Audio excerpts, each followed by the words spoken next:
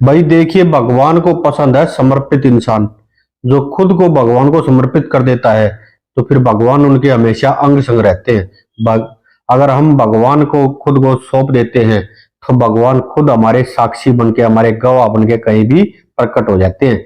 तो इसी बात पर आधारित आज एक छोटी सी कहानी सुनाते हैं आप लोगों को। अगर पसंद आए तो लाइक करना, शेयर करना और चैनल को कर देना सब्सक्राइब। तो भाई पुराने टाइम की बात है। एक गांव में एक पुजारी जी रहते थे और पुजारी जी की एक लड़की थी और दो लड़के थे। और पुजारी जी जो है वो कृष्ण भगवान को बहुत ज्यादा मानते थे, ठाकुर जी के बहुत बड़े भगत थे। और उनके गांव में एक छोटा सा अपना मंदिर था ठाकुर जी का, वहीं पे अपना दोनों टाइम सुबह शाम जाते थे, पूजा आराधना करते थे और बहुत ही धार्मिक इंसान थे। अब बच्चे धीरे धीरे बड़े हो रहे थे तो पुजारी जी की जो लड़की थी वो शादी के लायक हो गई थी। लेकिन पुजारी जी जो है वो बहुत गरीब थे बेचारे। भाई लड़की की शादी तो करनी ही थी। तो एक दिन वो ये सोच के कि भाई लड़की की शादी करनी है, रिश्ता तय कर दिया था। तो ये सोच के वो गांव के जो सेठ जी थे उनके पास गए और उनसे कुछ पैसे उधार लेके आए। सेठ जी ने पैसे दे दिए और भाई लिखित करवा ली कि भाई मैं इतने पैसे आपको इतने रुपए ब्याज पे दे रहा हूँ। ठीक है, लेके पुजारी जी आ गए और भाई लड़की की शादी बड़ी धूमधाम से की। अच्छे से शादी निमट गई, ठीक है, लड़की अपने घर चली गई। और धीरे धीरे सेठ जी के लड़के भी जवान हो गए और दोनों अपना शहर में काम धंधा करने लगे, नौकरी लग गए, अच्छे खासे पैसे कमाने लग गए। अब पुजारी जी का जो है गुजारा गुजर बसर अच्छे से हो रही थी, अच्छा खासा पैसा बच्चे कमा रहे थे। तो एक दिन दोनों बच्चों ने कहा कि पिताजी आप एक काम कीजिए, वो जो सेठ जी के पैसे हैं आप उनको ब्याज समेत वापस दे दीजिए, उनका ब्याज और मूल जितना भी बनता है पैसे दे के आ जाइए। तो पुजारी जी बेचारे अनपढ़ थे, वो पैसे लेके और सेठ जी के पास गए और सेठ जी को उनके पैसे थमाते हुए कहा कि सेठ जी ये लीजिए आपका पैसा और ये आपका ब्याज। सेठ जी ने कहा भाई ठीक है।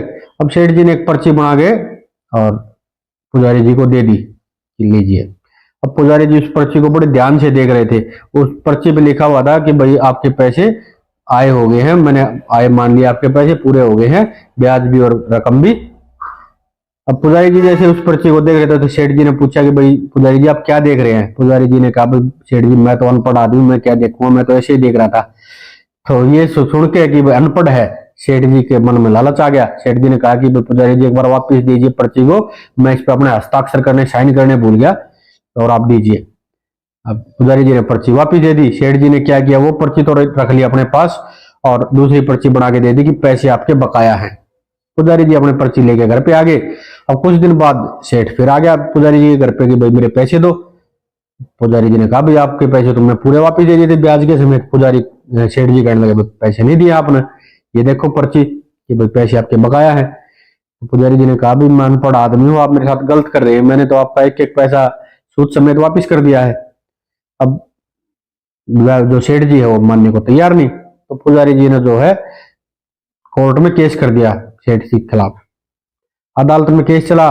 जज ने पूछा कि भाई बताइए क्या मामला है। पुजारी जी ने बताया कि मैंने इनसे पैसे लिए थे और मैंने इनके पैसे और ब्याज जो है इनका सूद वापिस कर दिया, लेकिन अब ये कह रहे हैं कि मेरे पैसे रहते हैं आपकी तरफ। तो जज साहब ने कहा कि भाई कोई सबूत है आपके पास, कोई गवाह है उस टाइम पे जब आपने पैसे दिए थे, कोई गवाह था। तो पुजारी जी ने कहा जी हाँ ठाकुर जी थे वहां पे। अब जज साहब ने कहा भी ठीक है, अगली तारीख पे ठाकुर साहब को बुला के लेके आना। अब दो पुलिस वाले गए गांव में और उन्हें पूछा कि भाई ठाकुर साहब कहाँ रहते हैं, ठाकुर साहब कहाँ रहते हैं, ठाकुर जी कहाँ रहते हैं। गांव वालों ने कहा जी ठाकुर जी तो यहाँ पे कोई नहीं है, हाँ ठाकुर जी का मंदिर जरूर है। तो कोई बात नहीं। अब पुलिस वाले बेचारे क्या करते, उन्होंने कोई जवाब नहीं दिया। अब अगली तारीख पे वहां पे जोर जोर की आवाज भी लग रही कि ठाकुर जी हाजिर हो, ठाकुर जी हाजिर हो। अब इतनी देर में एक बुजुर्ग वृद्ध साधु कोर्ट में आते हैं और उन्होंने कहा, जज साहब ने पूछा कि भाई आप वहां मौजूद थे जब ये पुजारी जी ने पैसे सेठ जी को दिए। तो उन्होंने कहा साधु ने कि हाँ मैं मौजूद था, मैंने देखा है। भाई बोला आपके पास कोई सबूत है इस बात का। जज साहब ने पूछा साधु से। तो साधु ने कहा हाँ बिल्कुल सबूत है, इस सेठ के घर पे आप किसी को दो आदमियों को भेजिए और उनके घर पे तीन अलमारी, उनमें से जो बीच वाली अलमारी है उसकी इतने नंबर फाइल में एक पर्ची रखी हुई है, वो देख लीजिए। अब वहां पे जैसे दो आदमी गए, तलाशी ली, वो फाइल मिली और फाइल में जो ओरिजिनल पर्ची थी जो सेठ ने अपने हाथ से बनाई थी कि आपके इतने पैसे और इतना सूद जो है आपने मेरे को लौटा दिया है, आपके पैसे आए हो गए।